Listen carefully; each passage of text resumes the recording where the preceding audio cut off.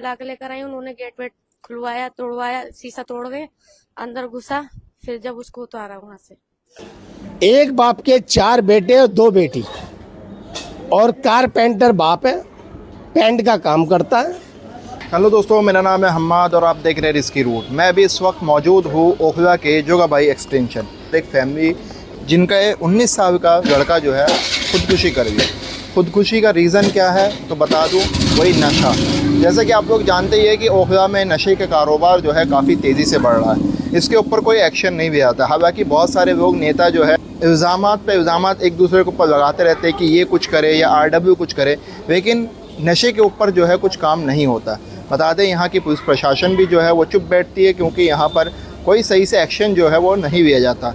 आखिर क्या रीज़न है जिसकी वजह से ये नशे का कारोबार इतना बढ़ रहा है, और जिसके बाद ये लोगों के जो फैमिली है उनके घरों में घुस चुका है। और आप सोच सकते हैं कि महज 19 साल का लड़का जो है नशे के चक्कर में फांसी लगाकर अपने आप को ख़त्म कर दिया। हो सकता है कि इसको नशा नहीं मिला, या हो सकता है काम के चक्कर में कोई प्रेशर हो, जिसकी वजह से हमारे साथ लोग मौजूद हैं। उनसे बातचीत करेंगे और जानने की कोशिश करेंगे आखिर क्यों खुदकुशी की।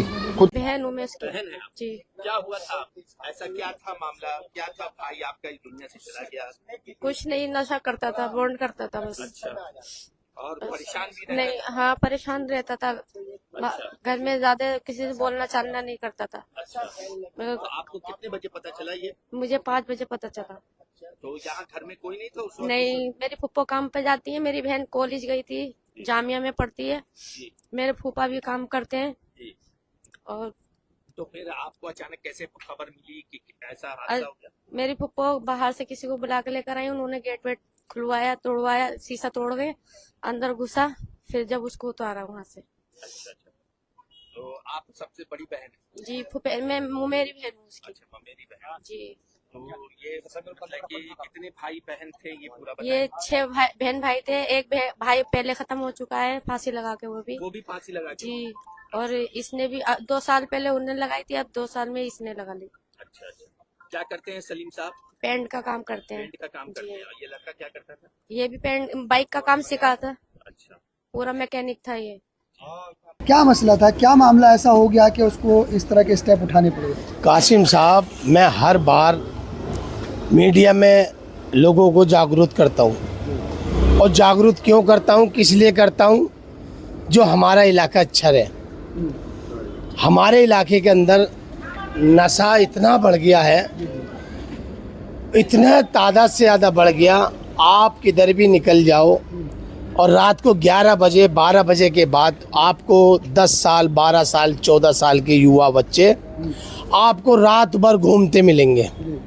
वो इसलिए मिलेंगे कि वो नशे की धुन में रहते हैं, और नशे की धुन में रहने के बाद उन्हें यही नहीं पता होता कि हमें घर भी जाना है, हमें कहीं कोई पढ़ाई करनी है या कोई जिम्मेदारी लेनी है, कुछ नहीं, सिर्फ ओनली नशा।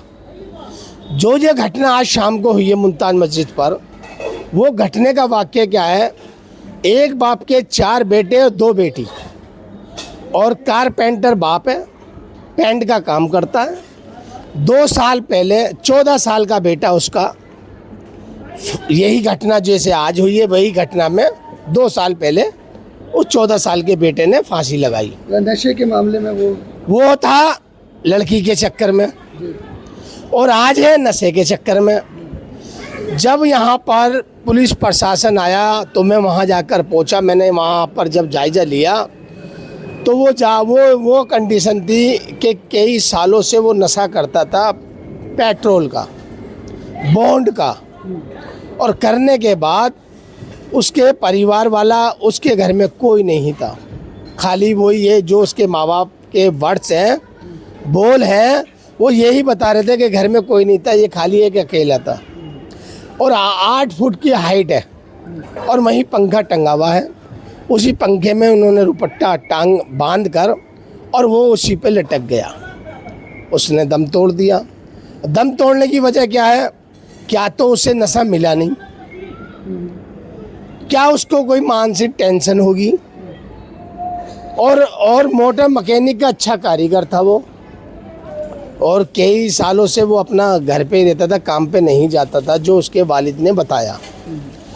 तो मेरा कहना यही है, आजकल के युवा बच्चे जो हमारी नई जनरेशन निकल कर आ रही है, वो जनरेशन सही रास्ते को छोड़ के बुरे रास्ते पर जा रही है। बुरा रास्ता क्या है? नशे का। नशा, हमारे छोटे छोटे बच्चे हमारे इलाके के इतने ज़्यादा नशेड़ी हो चुके हैं, तादाद से ज़्यादा। तो ये जिम्मेदारी किसकी होनी चाहिए? जो हर ब्लॉक के अंदर RW बनाकर बैठे हैं। हर ब्लॉक के अंदर एक जिम्मेदार आदमी को अपने इलाके की, अपनी गली की हिफाजत करनी चाहिए। कोई नशा ना बेच रहा हो, कोई बच्चा अगर कोई गलत काम कर रहा हो तो उसे रोका जाए। ऐसा कुछ नहीं है हमारे ओखला विधानसभा में। वो इसलिए नहीं है कि हर गली में आपको नेता मिलेगा ओखला के अंदर, मगर क्या है, सिर्फ वीडियो वाला मिलेगा, रील बनाना। ज़मीन पे स्तर पे काम करने वाला कोई नहीं मिलेगा। अब कुछ कमी है माँ बापों की भी है कि मेरा बच्चा रात के 12 बजे घर से बाहर है और मेरा बच्चा कहाँ है, उसका जायजा लिया जाए। कोई फिक्र नहीं माँ बाप को। आधे से ज़्यादा बच्चे का बिगाड़ने वाले माँ बाप हैं। और दूसरा, जो नशा हमारे इलाके के अंदर बिक रहा है, उसके लिए रोकथाम होनी चाहिए पुलिस प्रशासन से। और अगर ये लापरवाही हम लोगों की भी है, इलाके वालों की भी है, जो हम इस नशे को नहीं रोक पा रहे। सर, पुलिस प्रशासन भी है यहाँ पर। हाँ। वो भी रात में गश्त लगाती है यहाँ पर। आपने देखा होगा होटल्स वगैरह सब बंद करा देते हैं रात में। फिर कहाँ से ये नशा ये लोग ला रहे हैं, बेच रहे हैं? इन पर लगाम क्यों नहीं लगा? अब मेरी बात सुनो, पुलिस प्रशासन नाबालिग बच्चों को, कानून के दायरे में पुलिस प्रशासन चलेगा। जब नाबालिग बच्चा नशा करेगा वो कहाँ रखेंगे? और मैंने ये भी देखा कि पुलिस पकड़ के भी ले जाती है वो नशे की हालत में। एक कोई अपनी नौकरी पे नहीं लाता कि ये मर जाएगा, नशा नहीं मिला। तो इसलिए एक तो कानून लो नहीं करता कि इन्हें बंद करा जाए। कोई क्राइम तो नहीं, नशा ही तो कर रहा है ना। कोई तो समाधान होगा। तो समाधान सिर्फ यही है, हमारे इलाके में हमारे इलाके में RW हैं, पार्षद हैं, विधायक हैं, NGO हैं, इन सबको बाहर निकल कर आना चाहिए। और आने के बाद अगर कहीं नशा बिक रहा है तो इलाके में इकट्ठा होकर उसका बहिष्कार करना चाहिए। मगर यहाँ पर ओखला के अंदर कोई नशे के ऊपर कोई नहीं बोलता। पहले भी हमने अभियान चलाया था नशे के ऊपर, आज भी हम बोल रहे हैं। अगर कहीं नशा बिकता है, आपके चैनल से कह रहा हूँ, कहीं नशा बिकता है, अगर कोई आदमी सामने नहीं आना चाहता तो हमें वीडियो बनाकर दे। पुलिस कार्रवाई कराने का काम हमारा है। किसका प्रेशर होता है सर? अगर आपने कहा ना कि कोई डर रहा है, आपने नाम नहीं बताना। आप सुनो मेरी बात, आप सुनो मेरी बात। मैंने जो मेरे को जानकारी है, जो छोटे छोटे बच्चे जेबों में रखकर नशा बेच रहे हैं, अब जब तक कानून के दायरे में कितना कमर्शियल नशा है, कितनी तादाद है, उसी हिसाब से कार्रवाई होगी ना। अगर मिसाल के तौर पे मैंने गांजा बेच रहा हूँ, मैंने 2 पुड़िया जेब में रख ली। अब पुड़िया का वजन कितना है? 2 रत्ती। 2 रत्ती पे क्या मुकदमा बनेगा भाई? तो पुलिस भी वहाँ कमज़ोर पड़ जाती है। जहाँ पर यह तस्करा हो, नशे का व्यापार करने वाला हो, उस लीडर को अगर यहाँ पर कोई सामने नहीं आवाज़ उठा सकता तो उसका कोई प्रूफ देकर पुलिस प्रशासन से कार्रवाई हो सकती है। लेकिन बहुत सारे ऐसे भी लोग हैं जो ये कहते हैं पुलिस प्रशासन को पूरा सब कुछ पता होता है, कहाँ नशा बिक रहा है, कहाँ क्या हो रहा है, लेकिन उसके बावजूद भी पुलिस के कमीशन की वजह से कह लो या कुछ ऐसी तरह की बात है जिसकी वजह से वो। अगर पुलिस प्रशासन को पता है और लोग कह रहे हैं अगर कहीं नशा बिक रहा है तो खड़े होकर, सोशल मीडिया का ज़माना है ना, वो वीडियो वायरल करो ना फिर कि ये यहाँ पर नशा बिक रहा है और यहाँ पर प्रशासन काम नहीं कर रहा। तभी तो इल्ज़ाम लगाओगे प्रशासन के ऊपर कि अपनी तरफ से बोलते हैं आदमी।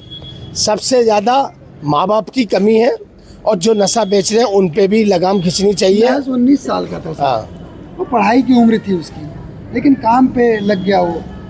क्या वजह रहती है कि आगे एजुकेशन भी आगे नहीं बढ़ा पाते हैं बच्चे? देखो, यहाँ पर पहलवान चौक पी ब्लॉक का जो नाम आता है ना, सबसे ज़्यादा क्राइम एरिया बन चुका है, नशे का अड्डा। पूरा अड्डा बन चुका है।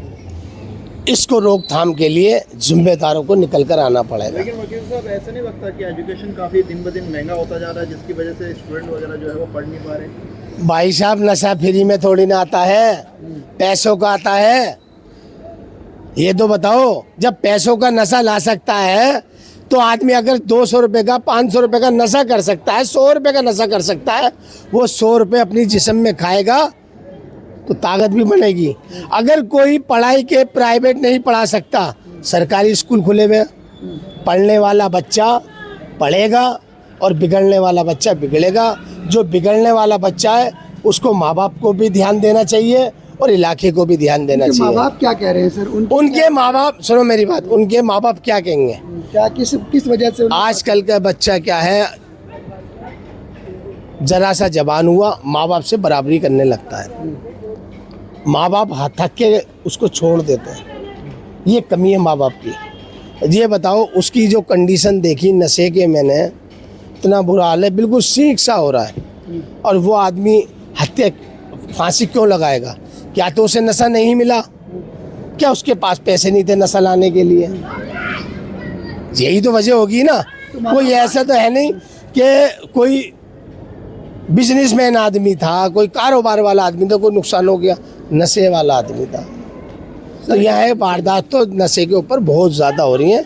इस पे मैं प्रशासन से भी यही अपील करूंगा, इस पे नज़र रखी जाए और इस नशे को मुक्त किया जाए। सर, दिल्ली में आपकी सरकार है, आप कोई ऐसा प्रावधान क्यों नहीं ला रहे हैं कि नशा मुक्त किया जाए? ओखला भी तो आपका एरिया है, भले ही यहाँ पर एमएलए आम आदमी पार्टी का, लेकिन पूरी दिल्ली में देखा जाए तो आपकी सरकार है। भाई साहब, तो खाली यहीं की बात नहीं है, सीलमपुर से लेकर जाफराबाद तक पूरी दिल्ली में बहुत ज़्यादा नशा बिक रहा है। खाली ओखला की बात मत करिए, लेकिन अगर पूरी दिल्ली की बात की जाए तो क्या अभियान चला रही है आपकी सरकार? भाई साहब, अभी 6 महीने पहले दिल्ली की मुख्यमंत्री जी ने नशा मुक्त करने के लिए सख्त आदेश दिए प्रशासन को। प्रशासन हरकत में आया। प्रशासन हर 15 दिन बाद, महीने बाद जन सुनवाई करती है, इलाके के जिम्मेदारों को बुलाती है और पूछती है अगर कोई भी समस्या हो तो आप लिखित रूप में अपना कंप्लेंट दे दो। कितनों ने दी भाई इलाके में? कितनों ने शिकायत करी? मगर कोई अपना दामन बचा के रखता है, कोई समाज के लिए आगे खड़ा नहीं होता। बस सिर्फ अपना घर बच जाए, दूसरे का घर जल रहा है, जलने दो। तो ये स्तर पर तो काम होना चाहिए ना, कहीं तो दिखे तो सही। अरे सर, भाई, हम आप खाली कागजों की बात करते हैं, हाँ, आप खाली जो है आश्वासन की बात करते हैं, लेकिन देखा जाए जमीनी स्तर पर कहाँ दिख रहा है? यहाँ पर क्या है, सुनो मेरी बात, ये इलाका मुस्लिम एरिया है, मुस्लिम एरिया है और यहाँ पर छोटा टपका रहता है पहलवान चौक पर। छोटा टपका का मतलब छोटे पूंजी वाले, रोज का कुआं खोदना, रोज का पेट भरना, वो लोग रहते हैं। अब जो छोटे पूंजी का आदमी रहता है, उनके परिवार वाले काम करें या बच्चों को देखें। सबसे बड़ी कमी ये है, अगर माँ बाप भी एक सख्ती पकड़ लें, अगर बच्चा बिगड़ रहा है, यार दोस्तों में आप रात में कभी भी निकल जाओ, आपको ग्रुप मरामा मिलेगा बच्चों का, नशा करते हुए मिलेंगे। क्या आपको, आप इलाके के पत्रकारों, आपको नहीं दिखता? छोटे छोटे बच्चे 12-12 साल के कट्टरबाजी करते हैं। क्यों? ये कट्टरबाजी करने के बाद कौन, क्या माँ बाप सिखाता है? क्या समाज सिखाता है? ये सिर्फ एक माहौल और एक ग्रुप ये खतरनाक बनाता है। चलिए, शुक्रिया सर, आपने अपनी बात रखी।